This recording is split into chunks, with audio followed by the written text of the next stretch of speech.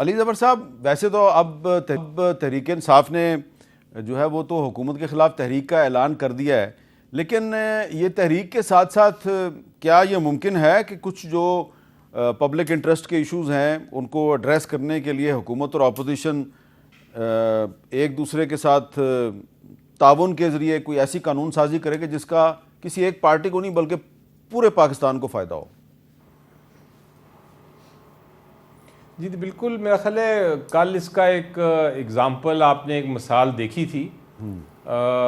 एक बिल लेके आए थे, इनफैक्ट उससे पहले काम किया था मेरी कमेटी ने, इंफॉर्मेशन की जो सेनेट की कमेटी है, एक बिल आया था जिसमें हफाजत, उसको बेसिकली जो जर्नलिस्ट के ख़िलाफ़ जो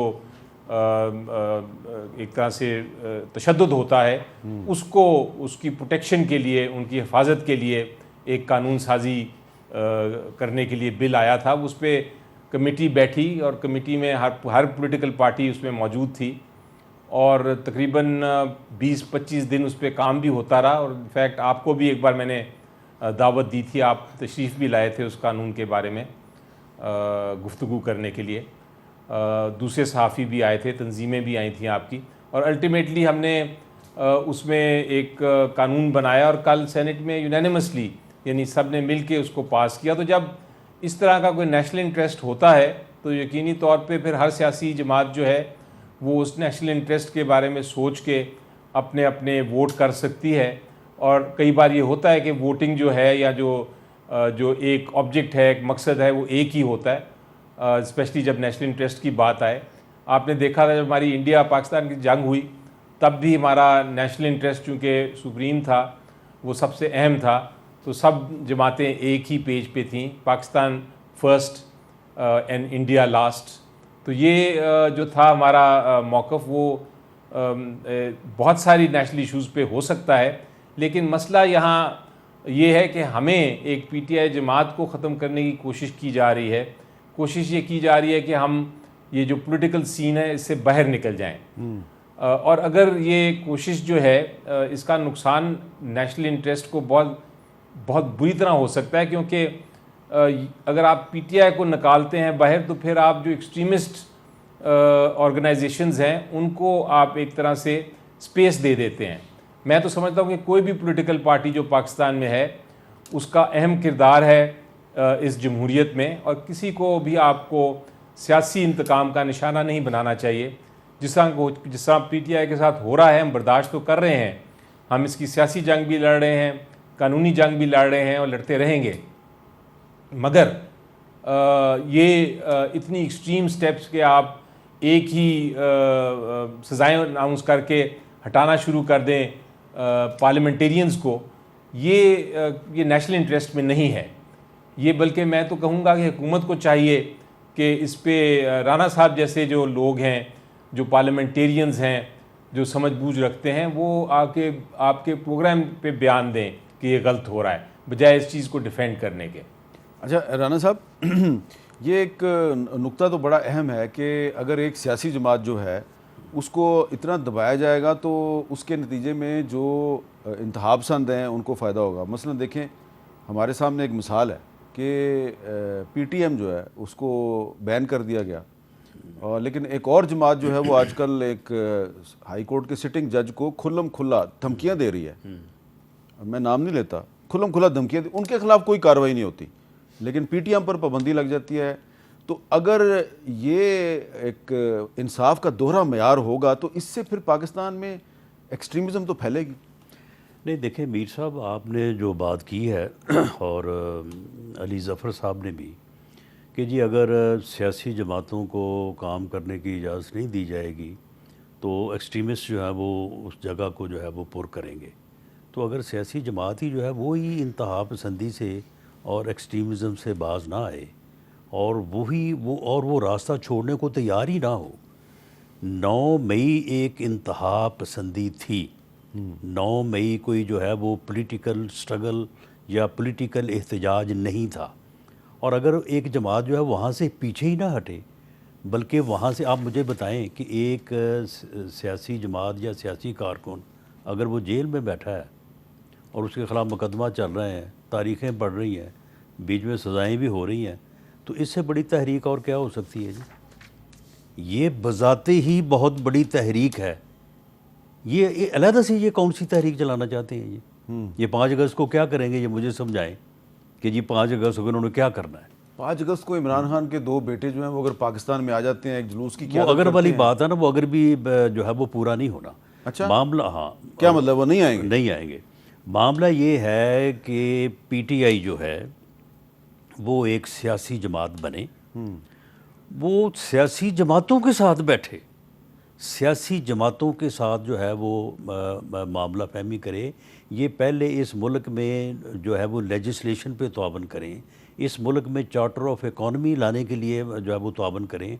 आम आदमी को पता हो कि ये महंगाई के लिए, ये हमारी खुशहाली के लिए, हमारी जो है वो तंग दस्ती दूर करने के लिए जो है ये काम कर रहे हैं। ये वहाँ से शुरू करें और उसके बाद फिर अपनी बात भी लें।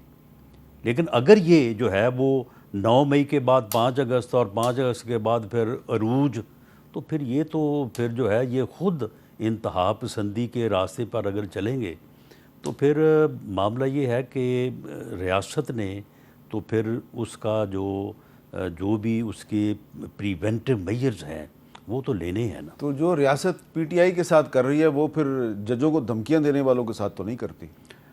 देखिए जी, धमकियां अगर कोई जिस तरह से अब पीटीआई के बहुत सारे लोग बाहर बैठे हैं और वहाँ पे वो जो वहाँ से वो गलत कर रहे वो हैं, जो कर रहे हैं वो गलत तो कर रहे हैं। अब उनके ख़िलाफ़ तो अभी यहाँ से कुछ नहीं हो सकता। तो इसी तरह ये धमकियाँ देने वाले भी हैं, ज़रा थोड़ा फासले पे होने की वजह से जो है वो अभी किसी एक्शन से दूर हैं, लेकिन वो एक्शन जो है वो जल्द उन तक पहुँचेगा। अच्छा अली ज़फ़र साहब, अब 2 चीज़ें हैं। पहली चीज़ है कि राना सनाउल्लाह साहब का मौक़िफ़ है कि तहरीक इंसाफ ने जो 9 मई को किया वो भी इंतहा पसंदी थी, और दूसरी बात यह है कि इमरान खान साहब के बरखुरदार जो हैं उनके बारे में कहा गया कि वो पाकिस्तान आ रहे हैं। राना साहब का साथ ये भी शामिल कर लें कि 24 नवंबर भी इंतहा पसंदी थी। चलें ठीक है, जिस दिन इस्लामाबाद का घिराव किया। अच्छा, वो उस वक्त आप वज़ीर दाखिला थे? नहीं, वो 25 मई 2022 था। अच्छा, वो 22 मैं अब 24 नवंबर अच्छा, ठीक है, 2024 की बात कर रहा हूं। ठीक है। तो दूसरी बात जो है वो ज़्यादा इम्पॉर्टेंट है कि राना साहब कह रहे हैं कि इनके ख्याल में फ़िलहाल इमरान खान साहब के बरखुरदार नहीं आ रहे। आपकी क्या खबर है? जी देखें, उन्होंने बिल्कुल ख्वाहिश का इजहार किया है, वो आना चाहते हैं, और उनका जैसा मैंने कहा सबसे पहला मकसद ये है कि वो अपने वालिद साहब इमरान खान साहब को मिलना चाहते हैं। कानून ये कहता है कि इमरान, और अदालतों का भी यही फ़ैसला था कि इमरान खान साहब कम से कम 1 हफ़्ते में एक बार उनसे बात कर सकते हैं। वो बात की इजाज़त नहीं दे रही जो जेल अथॉरिटीज़ हैं, उसकी वजह से अब वो फाइनली उन्होंने फ़ैसला किया है कि हम आके तो अपने वालिद साहब को मिलना चाहते हैं। अभी इतनी अनाउंसमेंट ही हुई थी तो ये हुकूमत जो है वो एक तरह से शिकार हो गई डर का, और उनको इतना कन्फ्यूजन हो गई कि उन्होंने हर प्रोग्राम पे, हर जगह पे स्टेटमेंट्स देना शुरू कर दी कि जनाब, कुछ ने कहा कि यहाँ तक कहा कि अगर वो आए तो उनको अरेस्ट कर लेंगे। इतनी घबरा गई सिर्फ इस बात से कि वो आ रहे थे अपने वालिद साहब से मिलने के लिए। हालांकि होना ये चाहिए था कि हुकूमत कहती बिल्कुल उनका हक है, वो आएँ, आके हम फैसिलिटेट करेंगे, खान साहब से मिलें वो, और मिल के उनको जो भी एक हक है बाप का और बच्चों का वो पूरा करेंगे हम। ये हुकूमत का ये एटीट्यूड होना चाहिए था। लेकिन इसके बजाय ये कहना, धमकियाँ देना, थ्रेट करना, ये बिल्कुल गलत था। तो इंशाल्लाह वो आएंगे, और उसके साथ साथ मैं ये भी कहूँ कि अगर उस वक्त तक मूवमेंट में वो शामिल होना चाहें तो वो भी उनका हक है, वो भी हक है कि वो मूवमेंट में शामिल हों। लेकिन अभी उसमें वो फ़ैसला उनका है कि वो मूवमेंट में शामिल होना चाहेंगे या नहीं होना चाहेंगे। पहला उनका, जैसा मैंने कहा, मकसद यही है कि अपने वालिद साहब से मिलें। ठीक है। इशू ये है हामिद मीर साहब कि इस वक्त महंगाई से लोग दबते जा रहे हैं, पेट्रोलियम प्राइसेस बढ़ गए, बिजली के बिल बढ़ गए, उसके साथ साथ शुगर माफिया जो इस वक्त हुकूमत में मेरी नज़र में मौजूद है, उन्होंने चीनी के भी प्राइसेस बढ़ा दिए। तो ये सारी जो महंगाई से लोग इस वक्त जल रहे हैं और उनको सज़ा मिल रही है और परेशान हैं, ये डाइवर्जन टैक्टिक्स हैं।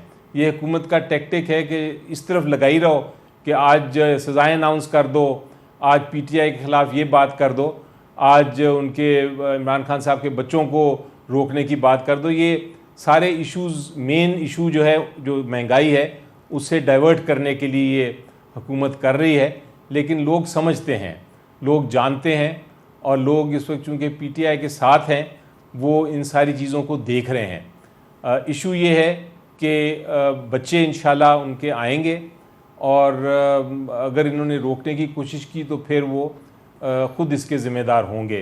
हुकूमत के लोग ये मेरी नज़र में फैसिलिटेट करना चाहिए, जिस तरह मैंने कहा, उनकी आमद इधर।